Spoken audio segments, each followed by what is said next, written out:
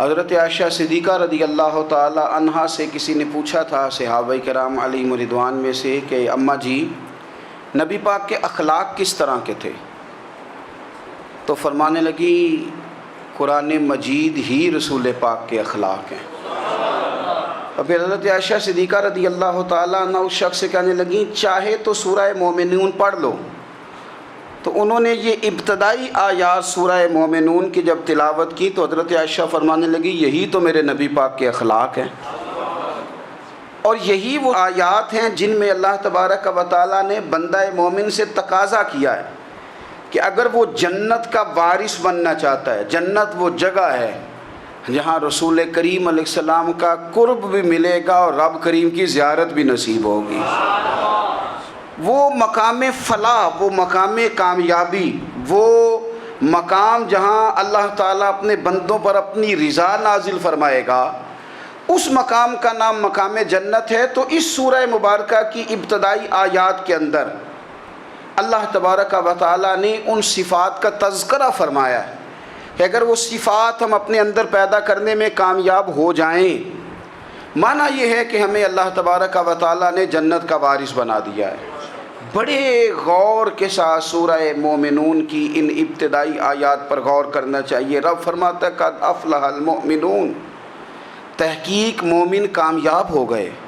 کون سے مومن؟ الذین ہم فی صلاتہم خاشعون، وہ جو اپنی نمازوں میں گڑ گڑانے والے ہیں، خشوع کے ساتھ، عاجزی کے ساتھ، انکساری کے ساتھ، ذوق کے ساتھ نماز پڑھنے والے ہیں۔ والذین ہم عن اللغو معرضون، اور وہ جو بیہودہ باتوں سے منہ پھیرنے والے ہیں، لغویات سے اپنا رخ پھیرنے والے سنجیدہ لوگ۔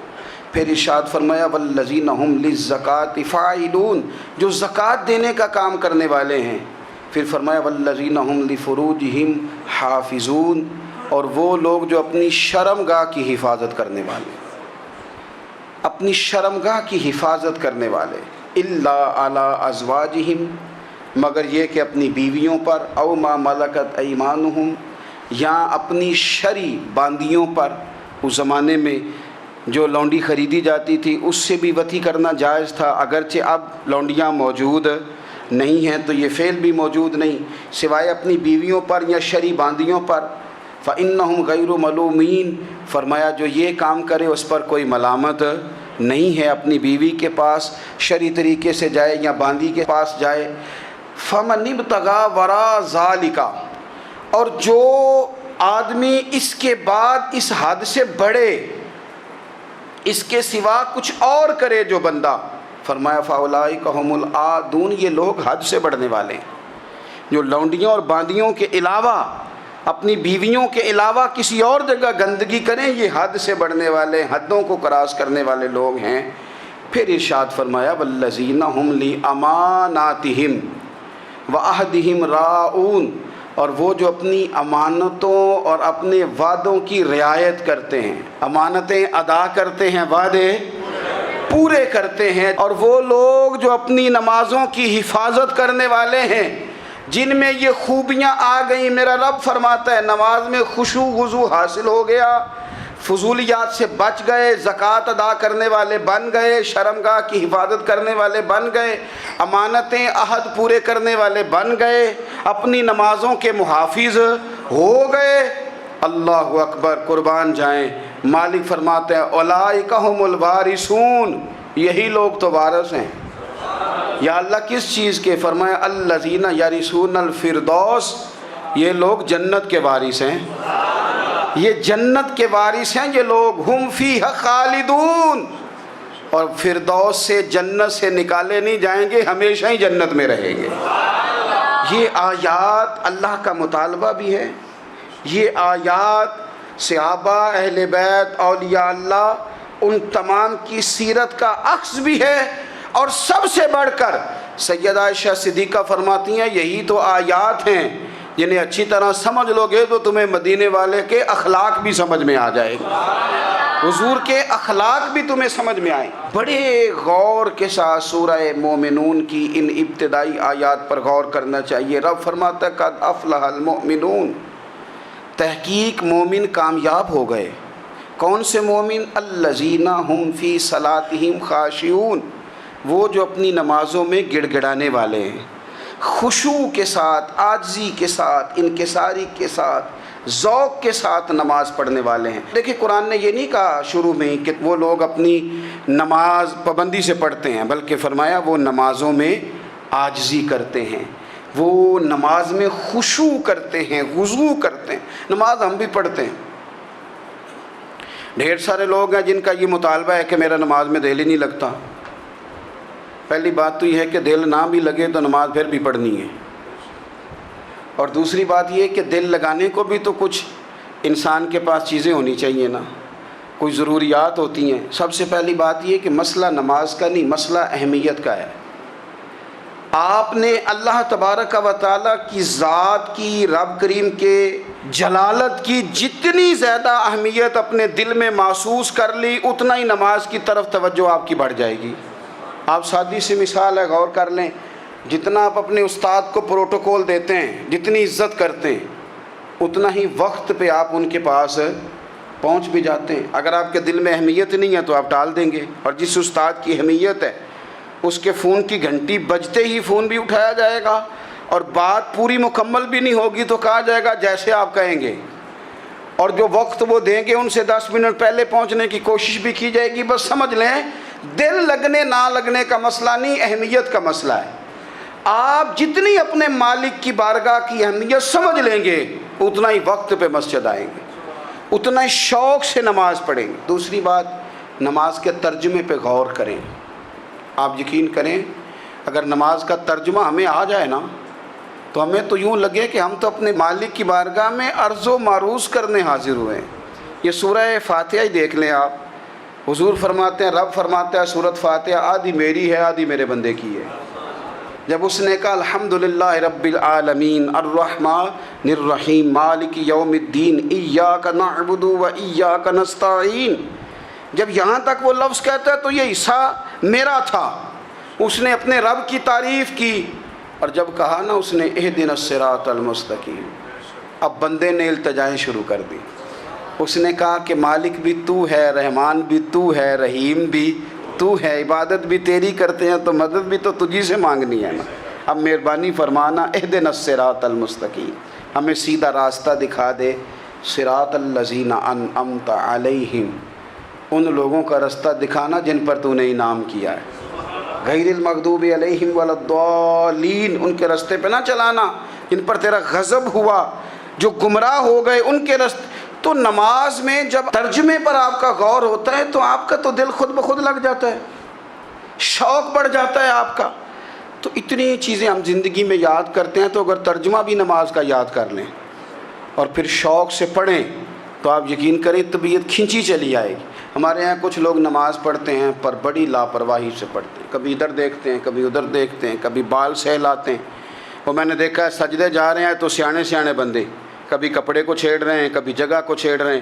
میرے نبی کریم صلی اللہ تعالیٰ علیہ وسلم نے فرمایا ان لوگوں کا کیا حال ہے جو اپنی نماز میں نظریں آسمان کی طرف اٹھاتے ہیں، رکوع سے اٹھے تو اوپر دیکھنا شروع کر دیا، کیا حال ہے ان کا۔ اور پھر حضور نے ایک موقع پر تو سختی فرمائی، فرمایا جو نماز پڑھتے اپنی نظریں آسمان کی طرف اٹھاتا ہے وہ باز آ جائے، ورنہ ایسا نہ ہو کہ رب اس کی آنکھیں ہی چھین لے، وہ باز آ جائے اس کام سے۔ خشوع کے ساتھ نماز پڑھے، عاجزی کے ساتھ نماز پڑھے، اس کا دل لگا ہوا ہو نماز کے اندر۔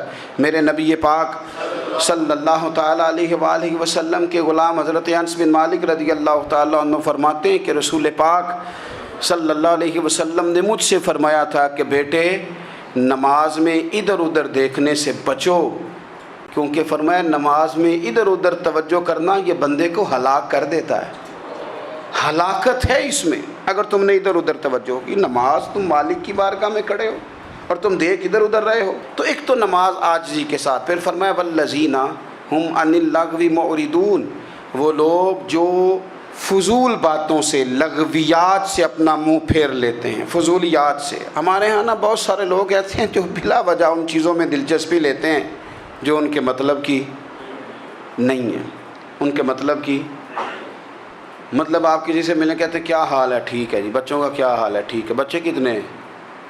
تو بھئی آپ کو جب پتہ ہی نہیں تھا کتنے ہیں تو حال کیوں پوچھا آپ نے؟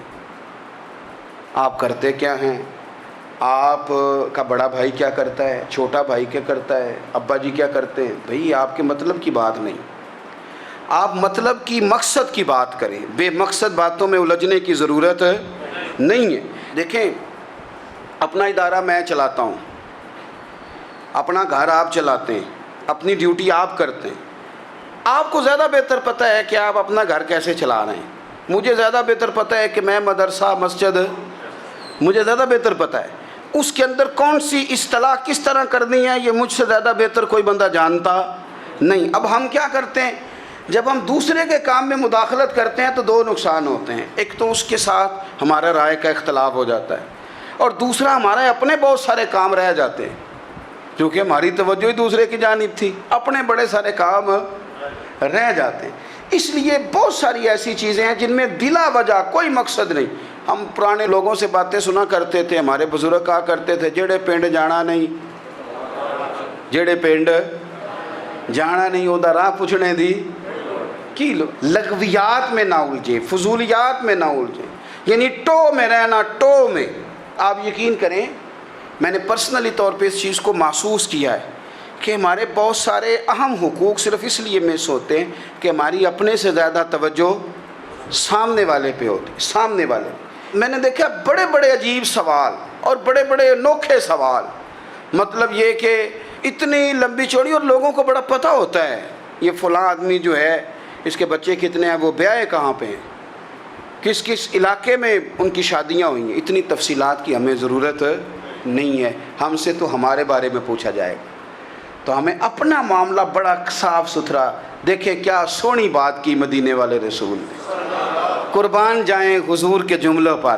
ایک شخص نے پوچھا حضور سونا اسلام کون سا ہے، خوبصورت مسلمان کون ہے؟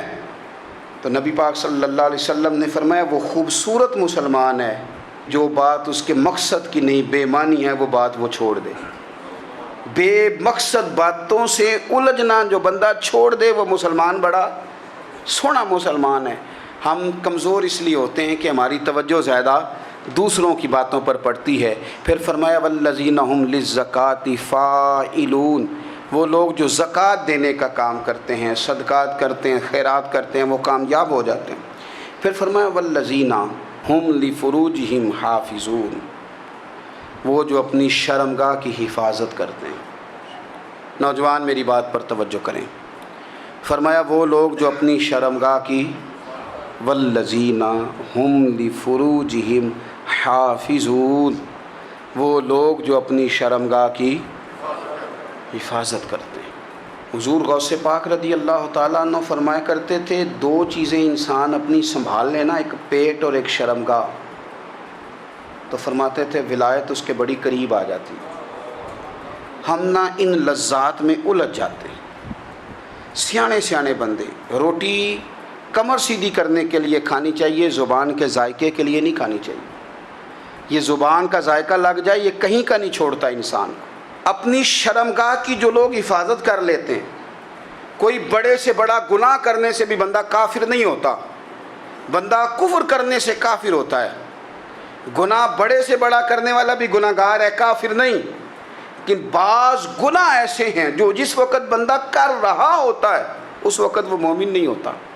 میرے نبی کریم صلی اللہ تعالیٰ علیہ وسلم نے فرمایا جب کوئی شرابی شراب پیتا ہے اس وقت مومن نہیں ہوتا، جب کوئی چور چوری کرتا ہے تو اس وقت مومن نہیں ہوتا، اور جب کوئی زانی زنا کرتا ہے تو تب وہ مومن نہیں ہوتا۔ اتنی دیر کے لیے اس کے دل سے ایمان نکال لیا جاتا ہے۔ یہ جو ہمارے لڑکے بن سنور کے نکلتے ہیں، یہ جو میک اپ کا خرچہ لڑکیوں کے برابر لڑکوں کا ہوتا جا رہا ہے، یہ جو لڑکے بھی رات کو چہرے پر کریم لگا کر کے سوتے ہیں، یہ بتا سکتے ہیں کہ مقاصد کیا ہے؟ بتا سکتے ہیں؟ یعنی بچے بھی بغیر شیمپو کے بال نہیں دھوتے، مثلا کیا کرنا ہے آپ نے اس کا؟ بڑی بڑی قیمتی چیزیں جو ہیں وہ آپ نے رکھی ہوئی ہیں، مقصد کیا ہے؟ یہ جو ہمارے بچے بن سنور کے نکل رہے ہیں تو کیا دعوت دے رہے ہیں سوسائٹی کو؟ شارٹ نکرے پہن کے جو نکلے ہوئے ہیں اریاں لباس پہن کے نکلے ہوئے. اقبال نے کہا تھا دیار مشرق ہوس میں غلطاں، شباب اریاں شراب اسیاں، جسے بھی دیکھو غری کے اسیاں. ہم ایسی تہذیب کیا کریں گے؟ شباب اریاں، تم نے اپنی جوانی ننگی کر ڈالی ہے ساری معاذ اللہ. کن مقاصد کے لیے؟ میں وہ اعداد و شمار بتا نہیں سکتا. ہمارے ہاں گاند سستا ہو گیا ہے، لوگوں نے گناہ تک پہنچنا آسان بنا دیا ہے. آپ دیکھ لیں گندگی دروازے پہ اور گند موبائل میں.